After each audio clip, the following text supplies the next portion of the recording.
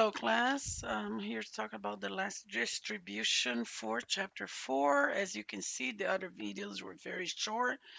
The longest was the first one because I was trying to remind you of factorial and all that. And now we're going to be talking about the Poisson distribution. Okay, so the Poisson distribution, if you ask yourself, uh, shouldn't that be a continuous distribution and not a discrete? Because we are talking about calculating a number of events in a fixed interval of time or space, time or space. And if you remember, time usually is continuous. But see, this distribution is trying to calculate the probability of a number of events that is going to occur during that time. It's not trying to calculate the time. The time is giving to you. That's the difference. If you ask why is it a discrete? Um, Again, I'm not going to be looking at all the formulas and the details. The only formula here that I would advise you to take a look right here, how to calculate the standard deviation. Okay.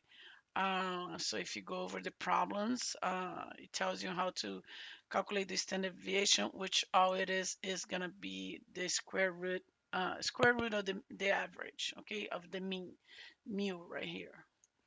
Okay, so let's go ahead and again, I put it here in Excel. Uh, these are the problems that I have assigned for your, I'm going to assign for your homework. So right here, the Poisson distribution is the probability of a given number of events occurring in a fixed interval, time. And we're trying to calculate again, given number of events and not the time. So let's go ahead and find the first problem here. Um, these are usually just to state the distributions. We're looking for, we pass geometric. Here we go. Let's use the first one right here. Problem 82 on page 231. Okay, so let me put it down here. So problem 82 is telling you the switchboard in a Minneapolis law office gets an average, okay, gets an average of mu equals to 5.5 incoming calls during the noon hour on Mondays. Experience shows that the existing staff can handle up to 6 calls in an hour. Okay, so let X be the number of calls received at noon. So they can just says it can just handle up to 6 calls in an hour, and the average they receive is 5.5. Okay, so it's telling you find the mean and the standard deviation. Well, the mean, it's right here. It's already given to you, which you can put it together. So the mean is 5.5. Well, remember that I just told you that the standard deviation is going to be the square root, just type square root of 5.5 of the mean, which is 2.34. If you want to put more decimals, that's fine. I usually just leave it 2. So there you go. You already answer A. So B, what is the probability that the office receive at most 6 calls at noon on Monday? Well, at most 6 calls, so we are doing this formula over here, right? At most, and it's actually accumulative, right? Oops, did I say that? I don't know if I pointed to the right one. But for at most, we're using this one over here.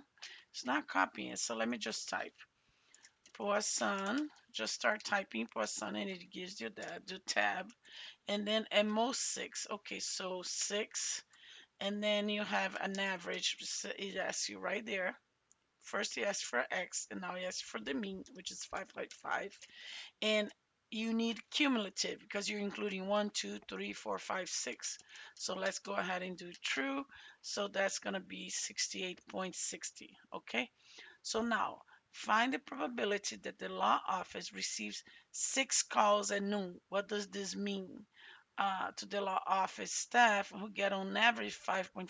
So remember, they can only handle up to 6 calls an hour, right?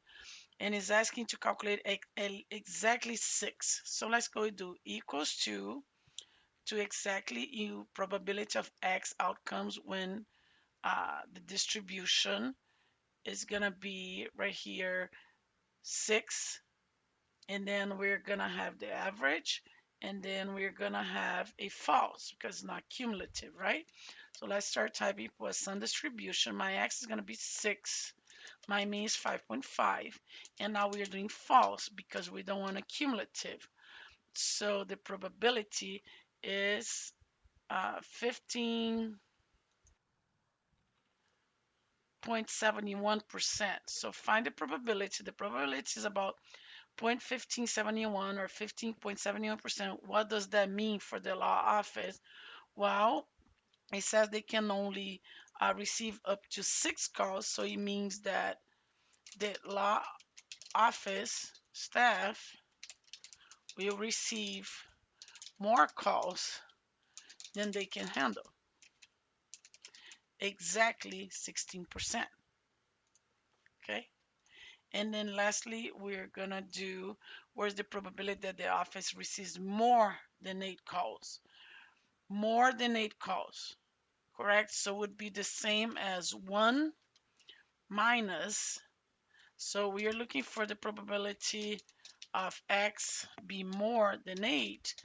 We have to more than 8 is always going to be 1 minus the probability of X be less or equals than 8. Okay, so the way we're going to do that, let's do 1 minus, well, we did the most, right?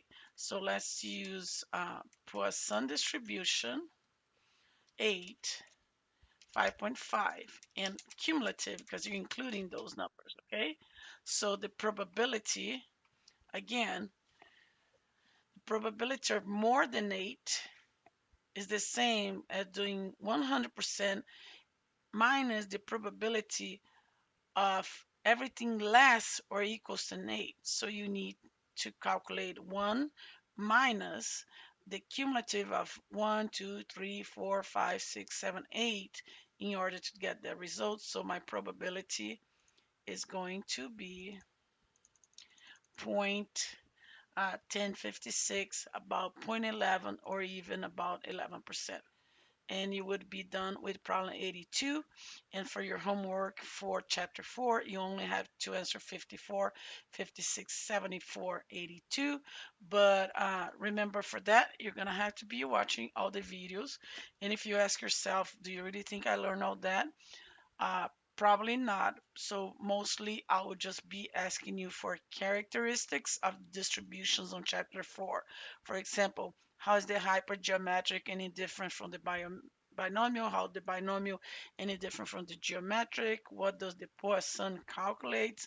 Things like that. Just characteristics. I'm not gonna be assigning many problems, or should I say, on your midterm, you shouldn't expect to see actual problems from any of these distributions, mostly characteristics. Thank you.